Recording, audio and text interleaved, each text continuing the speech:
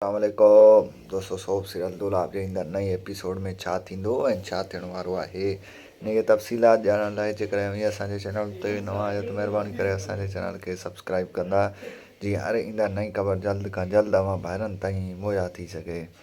दोस्तों हाणे हलूं था ड्रामे जी तफ़सीलात जी तरफ़।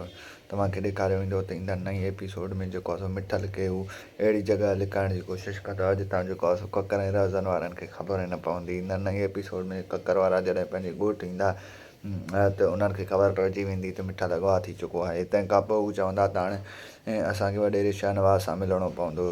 हक़ीक़त इहा आहे त शाहनवाज़ खे त ख़बर हूंदी त जेको आहे हुनखे अॻवा करण वारा मुराद वारा ई आहिनि।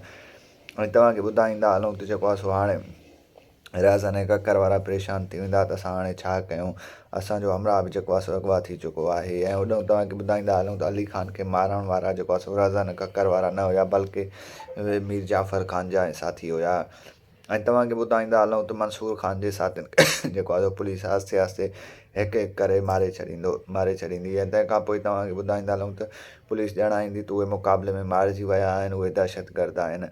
हाणे जेकॾहिं जेको आहे मंसूर ख़ान उन्हनि जी पोइवारी कंदो त मंसूर ख़ान ते बि केस लॻंदो दहशतगर्दी जो, छो जो जेको दहशतगर्दनि जी पोइवारी कंदो आहे त उनखे बि दहशतगर्द सम्झियो वेंदो आहे।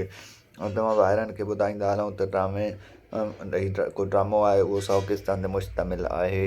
हीउ ड्रामो जेको आहे 100 क़िस्तूं हिन ड्रामे जूं हलंदियूं ऐं उनखां पोइ हीउ ड्रामो एंड थी वेंदो, यानी ख़तमु थी वेंदो। अव्हांखे मुंहिंजो रिपोर्ट कीअं लॻो कमेंट सेक्शन में पंहिंजो राय ॾींदा। वठंदासीं इजाज़त, मिलंदासीं नए वीडियो में। तेसिताईं रखंदा पंहिंजो ख़्यालु, ॾींदा इजाज़त। अल्लाह हाफ़िज़।